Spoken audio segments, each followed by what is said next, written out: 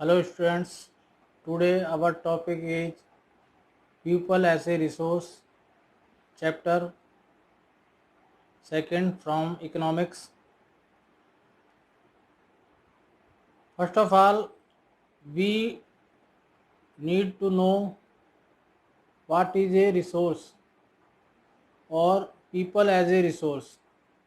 What do you understand by the people as a resource?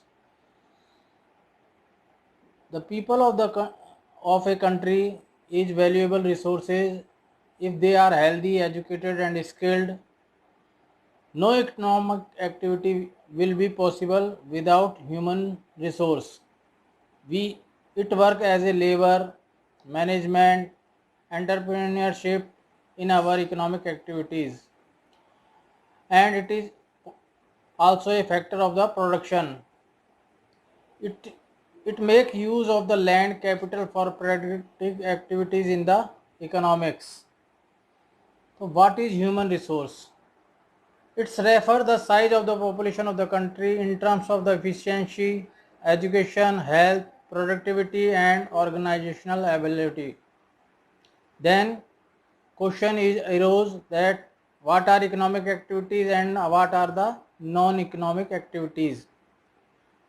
सबसे पहले economic activities done for earning for money are known as the economic activities, and those non-economic activities are those activities through which we can not get any type of money, yeah, we cannot earn any money. All the economic activities are divided into three categories. First, primary activities, the activity performing to agriculture, fishing, poultry, which are dependent on the nature, are called primary activities. Now second is secondary activities, the activities which involve conversion of the raw material into the finished goods are called secondary activities. Now third is the tertiary activities. Tertiary activities performing to service operation like banking, health, education, these are the tertiary activities. इस chapter में इसके साथ साथ हम पढ़ेंगे कि birth rate, death rate, sex ratio, employment, unemployment और human development index. सबसे पहले हमारा है birth rate. Birth rate is the number of the babies born there for every 1000 peoples during a particular time period is called birth rate. यानी एक साल में 1000 बच्चों पैदा होने वाले 1000 बच्चों को हम बर्थ रेट कहते हैं। दूसरा है death rate, it is the number of the peoples per thousand who died during the particular period of the time is called death rate. Now sex ratio, it's refer the number of the men, women and per thousand of the man population is called sex ratio. Now employment, it is an economic activity wherein people work for other and with wages, salaries, fee and commission etc. are employment. Now human development index, the quality of the life index prepared and published by the United Nations Development Program is termed as the human development index. Now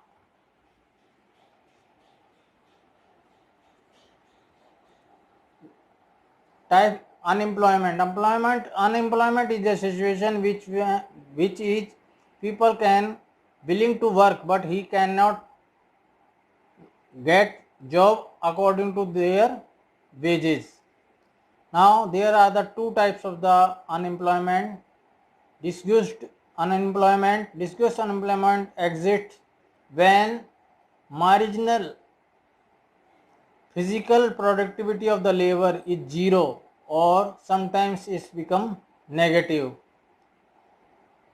मतलब छुपी हुई बेरोजगारी। इसका मतलब यह है कि किसी भी एक ऐसे कोई भी कंपनी जिसमें जितनी आवश्यकता है लेबर की उससे ज़्यादा अगर व्यक्ति काम कर रहे हैं तो उनकी प्रोडक्टिविटी से उस कंपनी को कोई फ़ायदा ना हो, उसको हम बोलते हैं छुपी हुई बेरोजगारी या डिस्टिंग्विश अनएम्प्लॉयमेंट। जैसे एक खेत में अगर 10 व्यक्ति काम करते हैं और उस खेत में जो प्रोडक्शन है वो मान लो 10 क्विंटल अनाज पैदा होता है, अगर उसमें 15 व्यक्ति भी अगर काम करें तब भी अगर उत्पादन 10 क्विंटल ही हो रहा है, तो इसका मतलब है कि जो 5 व्यक्ति एक्स्ट्रा उसमें काम कर रहे हैं उनकी कोई प्रोडक्टिविटी नहीं है, वो जीरो प्रोडक्टिविटी है। यानी वो क्या है, छुपी हुई बेरोजगारी है, बेरोजगार हैं, उनके काम से किसी भी प्रकार की प्रोडक्टिविटी में फ़ायदा नहीं हो रहा। दूसरा होता है सीजनल अनएम्प्लॉयमेंट। सीजनल अनएम्प्लॉयमेंट का मतलब है कि एक विशेष सीजन में, जैसे अलग अलग सीजनों में लोगों को काम जो मिलता है उसके हिसाब से, और बाकी दिनों वो बेकार बैठे रहते हैं। The nature of the unemployment where peoples remain unemployed over a one part of the year and remain employed for the rest of the year owing to season nature of the work. जैसे गर्मियों के दिन हैं तो गर्मियों के दिनों में जैसे जूस वगैरह की दुकानें खुलती हैं तो वो केवल गर्मियों के टाइम में ही खुलती है और सर्दियों के टाइम में वो बेकार बैठे रहते हैं। ऐसे ही सर्दियों के टाइम में जैसे कुछ व्यापार हैं, जैसे ऊनी कपड़ों का व्यापार है, वो केवल सर्दियों में ही होता है और गर्मियों में वो खाली बैठे रहते हैं। यानी सीजन के हिसाब से जैसे काम होता है, या कुछ लोगों को त्योहारों के हिसाब से काम होता है, जैसे राखियों का काम हो गया या दिवाली में पटाखों का काम हो गया, पतंगों का काम हो गया, ये सारे क्या हैं, सीजनल एम्प्लॉयमेंट है। इसमें केवल एक विशेष समय पे ही उनको रोज़गार मिलता है, बाकी साल भर वो बेकार बैठे रहते हैं। तो पीपल जो है किसी भी रिसोर्स को, यानी पीपल एज ए रिसोर्स, अगर किस देश के लोगों को अगर हमें अच्छी तरह से एजुकेशन करना है तो उसके लिए हमें 3-4 चीज़ें हैं जो करनी चाहिए। सबसे पहले आती है पीपल की हेल्थ। अगर व्यक्ति स्वस्थ है तभी वो पूरे अपने क्षमता के अनुसार अपनी कैपेबिलिटी के हिसाब से प्रोडक्टिविटी में प्रॉफिट दे सकता है। इसलिए हमें ज़्यादा से ज़्यादा हेल्थ सेंटर्स, अस्पताल वगैरह, उनकी सुविधाएं ज़्यादा से ज़्यादा बढ़ानी चाहिए। दूसरा है एजुकेशन। अगर व्यक्ति पढ़ा लिखा होगा तो उसकी जो प्रोडक्टिविटी है वो ज़्यादा होगी, इसलिए ज़्यादा से ज़्यादा एजुकेशनल इंस्टीट्यूट्स खोले जाएं और जो लोग पढ़े लिखे लोग हैं वो मशीनों को और जो आजकल की नई टेक्नोलॉजी है उसको इजीली एक्सेप्ट कर सकते हैं। बल्कि अनपढ़ की वजह, अनपढ़ व्यक्ति है वो केवल फिजिकल ही काम कर सकता है, मेंटली वो कोई काम नहीं कर सकता। तीसरी चीज़ आती है उसके स्किल्ड। व्यक्ति अगर जिस चीज़ में वो काम कर रहा है अगर उसके बारे में उसको जानकारी है, उससे रिलेटेड फील्ड की, तो वो ज़्यादा प्रोडक्टिविटी दे सकता है। जैसे मान लो एक अनस्किल्ड व्यक्ति है, उसको अगर हम कंप्यूटर पर बैठा दें तो वो कंप्यूटर पे उसकी जो प्रोडक्टिविटी है वो बहुत कम हो जाएगी। और एक व्यक्ति जो अनपढ़ है वो मशीनों को ऑपरेट नहीं कर पाएगा।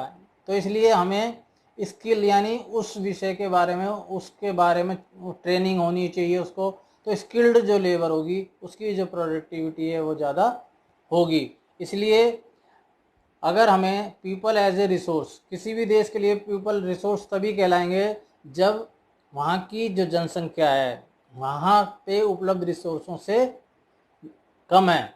यानी जनसंख्या कम है और रिसोर्स ज़्यादा हैं तो देश का डेवलपमेंट तेज़ गति से होगा। और अगर रिसोर्सेज कम है और जनसंख्या ज़्यादा है तो रिसोर्सेज पे जो है लोगों की जो वो निर्भरता है वो ज़्यादा हो जाएगी। इसलिए उस देश का डेवलपमेंट होने के बावजूद लोग उसमें रोज़गार तो मिल जाएगा लेकिन उनकी जो उपलब्धि है, डेवलपमेंट है, वो उतनी तेज़ गति से नहीं हो पाएगा जितना जहाँ की जनसंख्या कम है और वहाँ रिसोर्सेज ज़्यादा हैं। तो ये हमारा टॉपिक आज इसका जो पीपल एज ए रिसोर्स वो कंप्लीट होता है। कल हम दूसरे टॉपिक पे बात करेंगे।